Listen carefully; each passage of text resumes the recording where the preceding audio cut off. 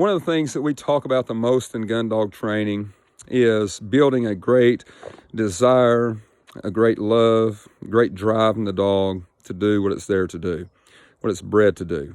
And the reason being is that if a dog can have those three qualities, then it gives us a much better chance at being successful at what we're trying to do. And that is having a dog that we can be proud of and being successful in our training. Taking an average dog and making it a good or a great dog, and then taking a good or a great dog and making it even better. And one of the quickest ways that I've seen that you can crush that dog's desire, its love, its drive, is by trying to steady that dog too soon. And in my experience, the dogs that are brought in, that's lots of times the biggest problem they have. They've tried to steady the dog too soon, and the dog either has lost its desire to retrieve, and so it just aimlessly walks out there, aimlessly comes back in, or it just has quit retrieving altogether. And a lot of that comes back to the dog has been, they've attempted to steady that dog too soon. And so all of us want a dog that has great class, great style. As far as the land, preferably we'd like to see it slide by that bumper, come back to it, snatch it off the ground, bring it back to us, and ready to go after another one. On the waterfowl side, we'd like to see it preferably have a great entry, belly flop into the water, at least have just a hard push, hard drive into the water. And obviously a lot of that, some of that at least, has to do with breeding, understandably. But we want to be able to get the most out of the hand that we've been dealt. We want to be successful no matter what dog we've been given.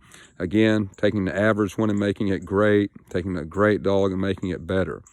And so there is a process that I believe that you should go through in steadying that dog. And for us, I won't put a time frame on it. I don't like time frames. I don't, the dog should be doing this at 7 weeks, at 12 weeks, 16 weeks, 8 months, all those things. I don't follow those things. People ask me often, how old is that dog? And I tell them I have no idea. Sometimes they find that strange, but other than giving that dog medicine, I don't care how old it is. I care about when the dog is able to progress to the next task that we have, and then taking what the dog gives us. And so trying to push that dog to do something that's not ready to do yet is the quickest way to, again, crush its drive, its desire, and its love to do what it's there to do. And we won't go through the process that we go through of steadying right now another time, but there are some things that we like to see before we steady that dog. Number one, I want to see it go out enthusiastically. I want to see it go out as hard as it can with as much drive as it can on the land. Again, preferably slide by that bumper, pick it up, that bird, and bring it back to me, every single time, to hand, to place.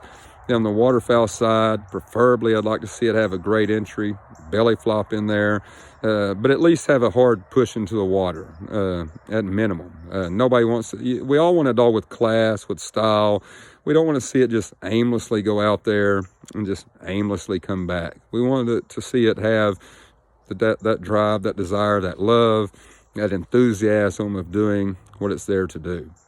And so number one, we want that it goes out enthusiastically, comes back in enthusiastically.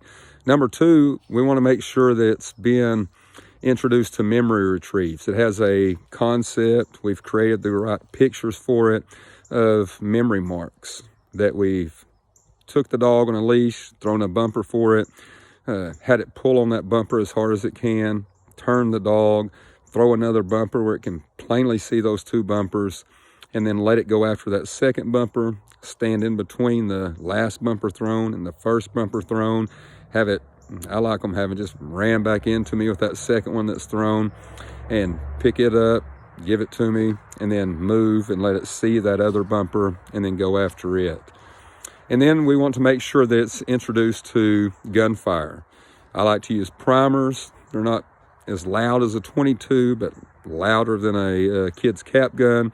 And so the dog's not scared. It's not, just overwhelmed by what's taking place, and have someone stand out 40, 50 yards from you. Have them shoot the primer, the hunt test primer.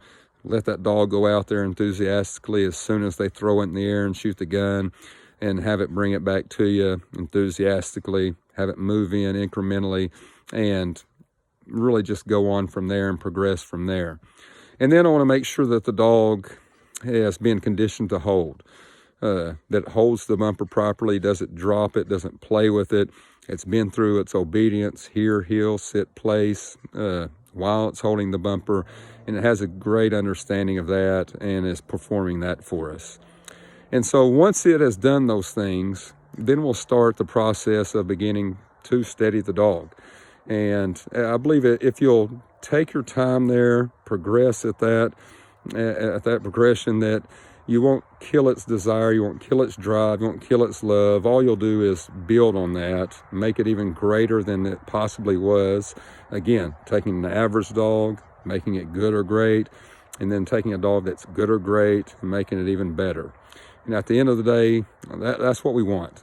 We want a dog that we can be proud of, a dog that has class and style, and we want to be successful in the training process and get all we can out of that dog. Whatever cards we've been dealt, we play those cards and we play them to the best of our ability, and that we get everything we can out of that dog that it possibly can give us.